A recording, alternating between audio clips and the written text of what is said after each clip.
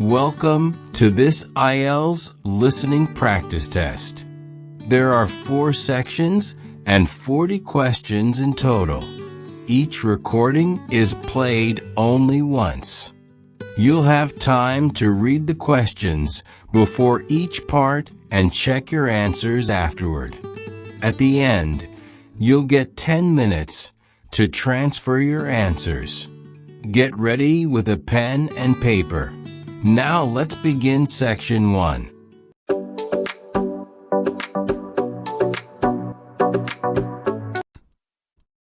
You will hear a number of different recordings, and you will have to answer questions on what you hear. There will be time for you to read the instructions and questions, and you will have a chance to check your work after each section. All the recordings will be played once only. The test is in 4 sections. Write all your answers on the listening question booklet. At the end of the real test, you will be given 10 minutes to transfer your answers from the question booklet to an answer sheet. You should be prepared to do this with the practices.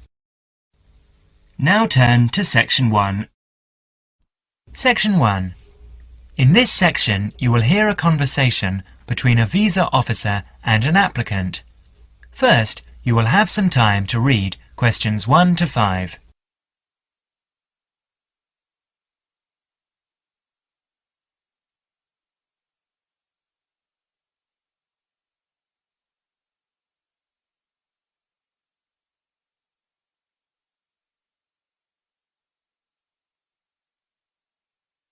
You will see that there is an example which has been done for you. On this occasion, only the conversation relating to this will be played first. Good morning, Visa Office. How can I help you? Good morning. I'd like to apply for a visa to Australia, please. Certainly, sir. I'll just get a form and then I'll need to take some details down. The applicant wants to apply for a visa to Australia, so the word Australia is provided in the space. Now we shall begin. You should answer questions as you listen, because you will not hear the recording a second time. Now listen carefully and answer questions 1 to 5.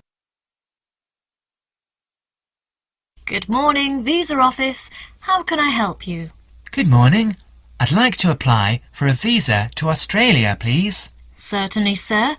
I'll just get a form and then I'll need to take some details down. OK, here we go. Right, can I have your name, please? Yes, it's Okamura, Kelly Okamura. And how do you spell that, please? K-E-L-L. No, your family name, please. Oh, sorry. It's O-K-A-M-U-R-A. O-K-A-M-U-R-A. And your address? Apartment 106, Kingston Street, Hawaii. Kingstone Street, Hawaii? Yes, that's correct. So you're an American? Actually, I was born in Japan, but moved to Hawaii 6 years ago. And can I have your age, please, Mr. Okamura? I'm 32. And are you married? Yes, I am. My wife's Chinese. And will your wife accompany you to Australia? Yes, she will. In fact, that's the reason we want to go. Her sister lives in Sydney. Now you will have another chance to look at questions 6 to 10. As the conversation continues, answer questions 6 to 10. Do you have any relatives living in Australia? I used to have an uncle, but he died several years ago. Now there's only my sister-in-law and my wife's cousin.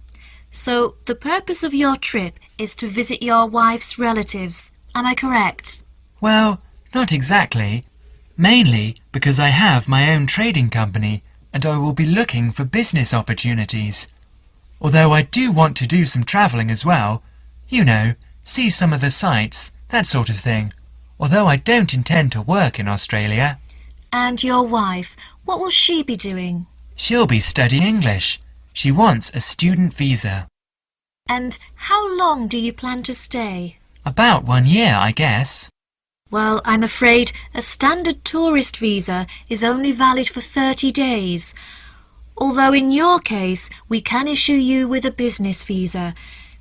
Business visas last for 6 months, but you will be able to renew it. We can give your wife a 12-month visa, though. 6 months is okay. So what do I need to do now? Come along to the office any time during weekdays, but it must be office hours. We close at 5:30. And bring along 2 passport-size photos and your passport, of course.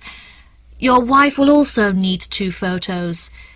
So that's 4 passport-size photos in total. Okay. Thank you for your help. Bye. Bye. That is the end of section 1. You will have half a minute to check your answers.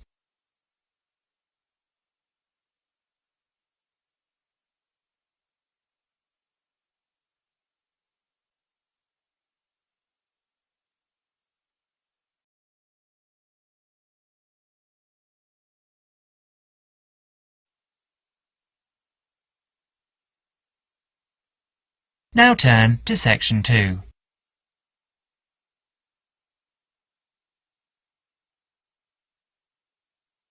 Section 2. You will hear an informative talk given by Michael on how to keep out burglars and keep your home safe.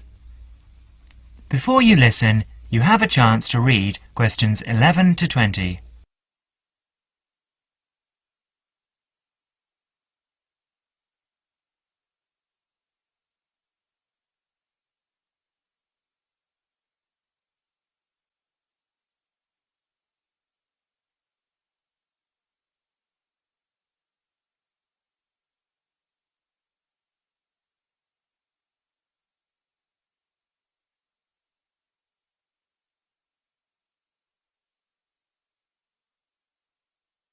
Listen to the first part of the talk carefully and answer questions 11 to 16.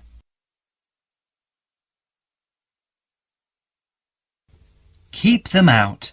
There's no fail-proof way to keep out a burglar, but every little bit of deterrence helps. Even if you can't afford a security system, you can take a few minutes to make your home a little safer. Some relatively simple steps will greatly decrease the odds of a break-in, which means you can enjoy more peace of mind. And isn't that what home is all about? Think like a burglar. If you were one, how would you get into your home? Evaluate your home from the inside and out, day and night. You might even try a mock break-in, trying window jambs and locks on the house's perimeter. To keep out a burglar, the first thing to do is to secure the windows. Though windows are relatively easy to break, the loud noise of shattering glass will deter a thief if you're near other houses. Don't leave your windows open during the night, whether you're at home or away. That's a common sense precaution, but a surprising number of people forget to do just that. Use a pick-proof locking device for your windows. Make sure the frames are solid.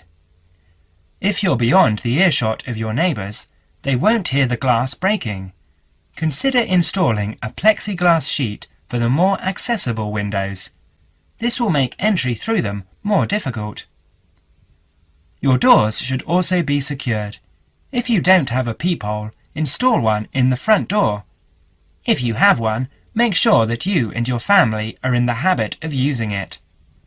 Don't open the door to anyone you don't know, especially at night. If the peephole is out of the reach of your children, keep a stepladder or stepping box by the door for them to use. If there's any glass within 2 feet of your front door lock, consider a locking device that would be out of reach if that glass is broken. Now, a few tips on how to protect your valuables. Don't leave your valuables, stereo, computer, jewellery, etc., where they can be seen from the window. If you don't want to hide everything from sight, consider blinds. Make a valuables inventory. Keep a record of your expensive and personally significant items.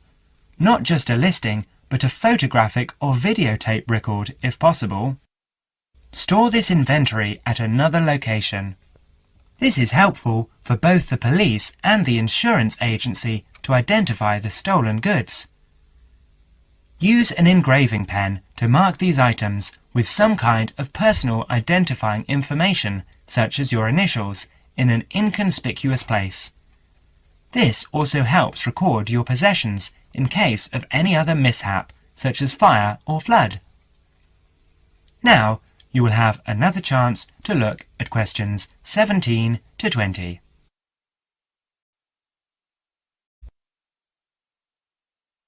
Don't stop your security awareness at the outside walls of your house. Your yard areas, if any, also deserve your attention. In general, don't leave anything around the yard that might help a burglar get into your house. Ladders, stackable boxes, or any garden tools should be put away, preferably in a locked cabinet. Install a light in your yard that is sensitive to movement. Place it high and out of reach. Trim hedges or bushes that are near doors or windows. These can be good hiding places. Don't place outdoor furniture tables nearby the house. These could become an easy stepladder to the roof. When you are on vacation, create the occupancy illusion. Maybe you laughed at your mother for leaving the lights on and the radio playing while she left for vacation, but she had the right idea. Those steps aren't quite enough, so try these strategies. Buy electronic timers that turn lights on and off at different times. Hook up a timer to your TV for a few hours each evening. Turn the volumes up too. Not enough to annoy the neighbours, just enough that a lurker at the windowsill couldn't miss hearing it. Have your newspaper and mail delivery suspended. If you don't have time to do this, ask a neighbour to pick them up for you. Ask a neighbour to park in your driveway or parking place. Think about having someone house-sit your home. If he's a relative or friend, he may cost you no more than the contents of your refrigerator. You can also find professional house-sitters or house-sitting services that find someone to stay while you're away. Leave your shades as they are normally, or at least don't close up every one. One sign of a vacant house is closed shades during the day. Lock your garage door with a padlock. That is the end of section 2. You will have half a minute to check your answers.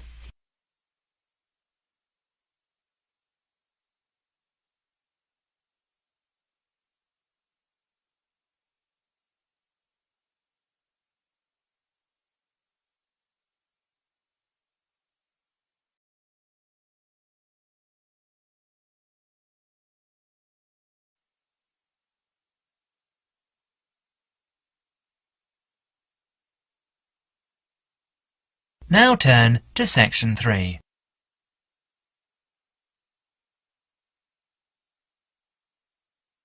Section 3.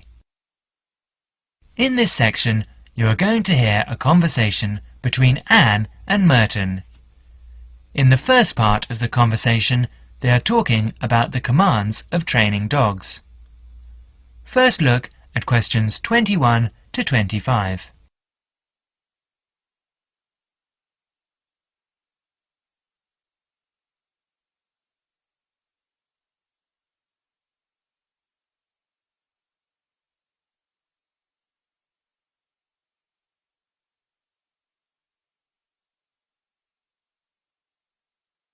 Now listen carefully and answer questions 21 to 25. So, that research paper we have to do next is the one about different styles of training dogs. How do you think you'll approach writing it? You know, I've been thinking about it, and I feel that the best way to write it is to divide the paper into two main parts. In the first part, would be analysing some examples of each style of training dogs. Right. First, what the styles are. After that, we can talk about how each style can be used so that the dogs learn something different from each one. Indeed. Maybe we could draw a chart and compare examples of each style of training, one at a time. So, the different kinds of training would be simple obedience training. There you would have things like teaching them to sit or stay in one place, and so on. Right. So included here would be simple audio commands, like speak. Yes, basic commands are just spoken words, aren't they? And then there would be the more guard-oriented training, where the dogs are trained to know a specific place well. Patrolling and barking are probably the best examples, because most people have seen them in many places, especially in homes. And this would lead us to the attack dog training, which is physical as well as spoken, training the dog to knock someone down and even bite if they have to. Right. So there's another category as well, sniffing dogs, which make up the searching category. I've read that in the UK, every major airport or government building has these dogs to search for all kinds of dangerous items. In the second part of the conversation, Anne and Merton talk about all kinds of training and what kind of dog they are suitable for. You will have another chance to look at questions 26 to 30. And answer questions 26 to 30. I can believe that. Well, we have a good list to build on. We're finally getting started now, so let's try to figure out when each type of dog training should be used.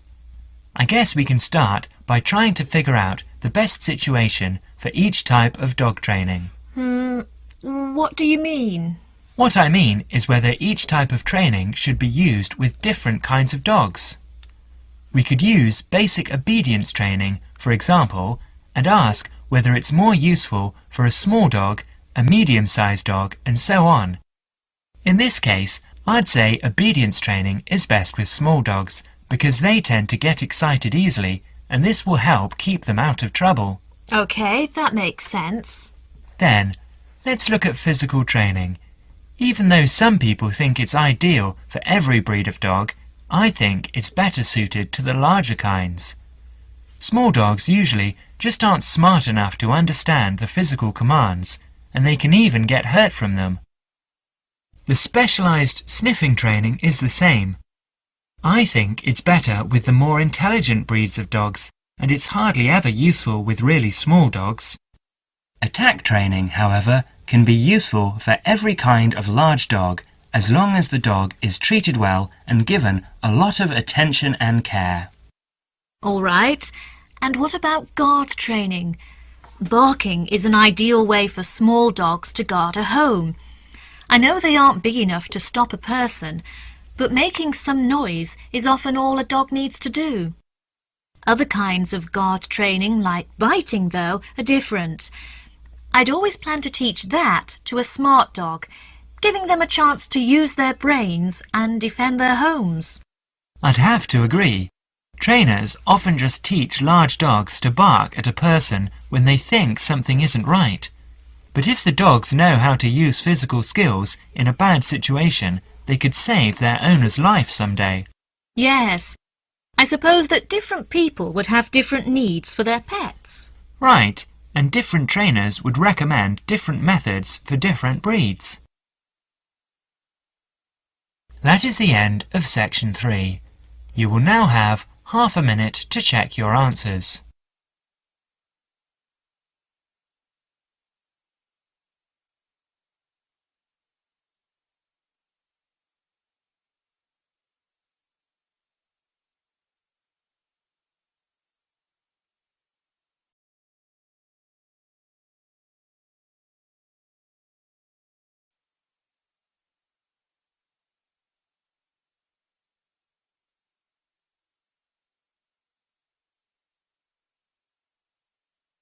Now turn to section 4.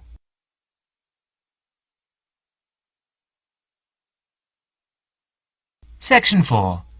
In this section, you will hear a lecture given by Dr. Jesperson about children's language acquisition. As you listen to the talk, answer questions 31 to 40.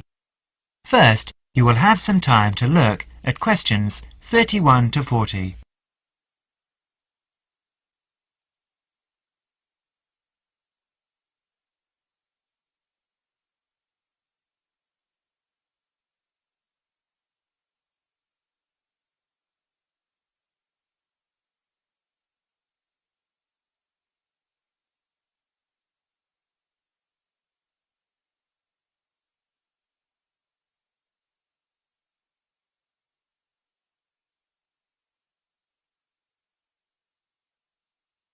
Now listen carefully and answer questions 31 to 40. Today, in our series of lectures on human language, we are going to be looking at the way in which children acquire language. The study of how people learn to speak has proved to be one of the most fascinating, important and complex branches of language study. So let's look at these three features in turn. Firstly, why is it fascinating? This stems from the natural interest people take in the developing abilities of young children. People are fascinated by the way in which children learn, particularly their own children. Secondly, it is important to study how we acquire our first language, because the study of child language can lead us to a greater understanding of language as a whole. The third point is that it's a complex study, and this is because of the enormous difficulties that are encountered by researchers as soon as they attempt to explain language development, especially in the very young child. In today's lecture, we will cover a number of topics.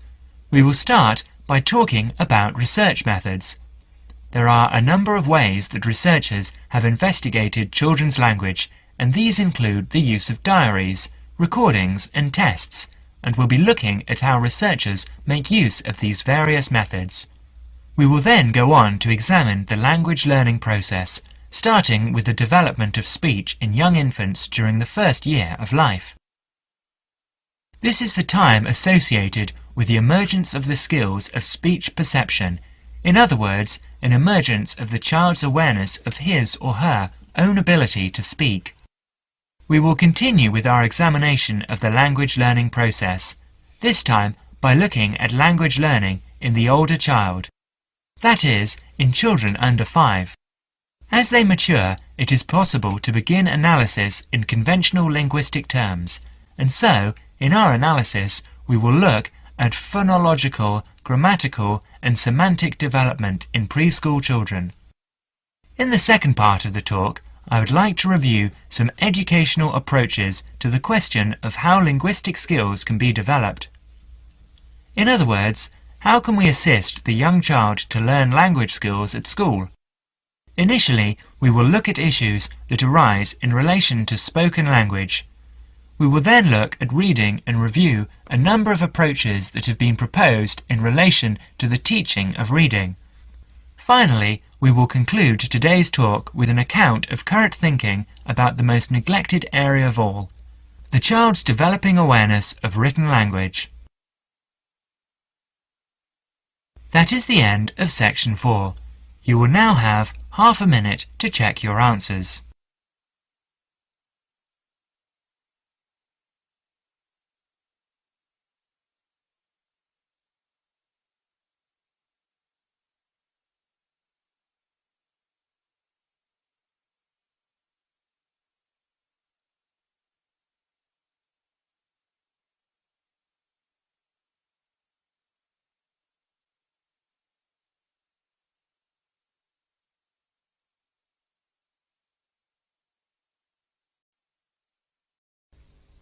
That is the end of Listening Practice Test 5.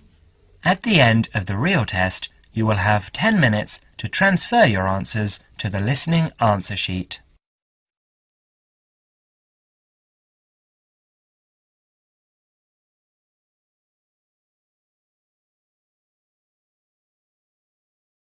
That is the end of the listening section.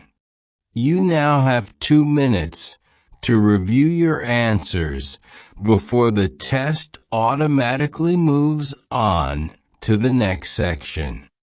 Please take this time to check your answers carefully. Make sure all your responses are recorded in the correct places, and review your spelling, grammar, and formatting. Once the time is up, the system will take you directly to the reading section. Please remain seated and stay focused. The next section will begin shortly.